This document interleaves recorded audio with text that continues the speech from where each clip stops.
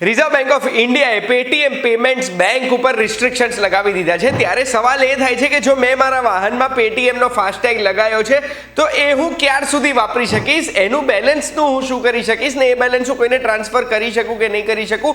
આવા દરેક પ્રશ્નનો જવાબ તમને જોઈતો હોય પેટીએમના ફાસ્ટેગને લઈને તો એના માટે ધ્યાનથી સાંભળજો। હું તમને એક વાત કહું,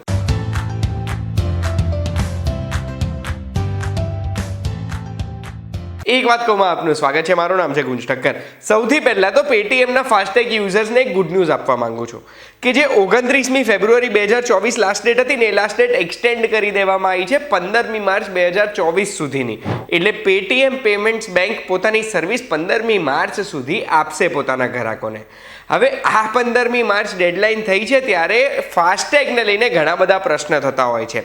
સૌથી પહેલો પ્રશ્ન એ છે કે 15મી માર્ચ પછી મારા ફાસ્ટેગમાં જો કોઈ બેલેન્સ છે તો શું હું એ વાપરી શકીશ? તો એનો જવાબ છે હા। તમારા ફાસ્ટેગને તમે રિચાર્જ ના કરાવી શકો, પેટીએમ પેમેન્ટ્સ બેંકની સર્વિસીસનો લાભ ના લઈ શકો, પણ ફાસ્ટેગનું બેલેન્સ તો તમે વાપરી જ શકશો 15મી માર્ચ પછી। પણ આમાં રિઝર્વ બેંક ઓફ ઇન્ડિયા એવું કહે છે કે 15મી માર્ચ પછી પેટીએમ પેમેન્ટ્સ બેંક ઉપર જ રિસ્ટ્રિક્શન્સ લાગી જવાના છે, તો શું કામ એવો ચાન્સ લેવો જ છે તમારે? એનું તમારે અકાઉન્ટ ક્લોઝ કરાવી દેવું જોઈએ। એટલે જ હવે બીજા સવાલ પર આવીએ કે શું 15મી માર્ચ પછી ફાસ્ટેગ રિચાર્જ કરી શકીશું? તો એનો જવાબ તમે સમજી જ ગયા છો કે ના, 15મી માર્ચ પછી ફાસ્ટેગ રિચાર્જ નહીં થાય। તો ત્રીજો સવાલ આવે છે કે શું હું બીજી કોઈ બેંકનો, સ્ક્રીન ઉપર દેખાય છે બહુ જ બધી બેંક્સ આપણને ફાસ્ટેગ ઓફર કરે છે, તો એવી કોઈ બેંકનો ફાસ્ટેગ લઉં તો શું મારું પેટીએમનું બેલેન્સ એમાં ટ્રાન્સફર થઈ જશે? તો એનો જવાબ છે ના। આખી પ્રોસેસ શું છે? તમારે પેટીએમનો ફાસ્ટેગ બંધ કરાવવું પડશે। એ તમે બંધ કરાવશો એટલે જે ક્રેડિટ બેલેન્સ હશે એ ક્રેડિટ બેલેન્સ તમને પાછું મળશે। એના સિવાય એક સિક્યોરિટી ડિપોઝિટ તમે ભરી હશે, એ સિક્યોરિટી ડિપોઝિટ પણ તમને પાછી મળશે।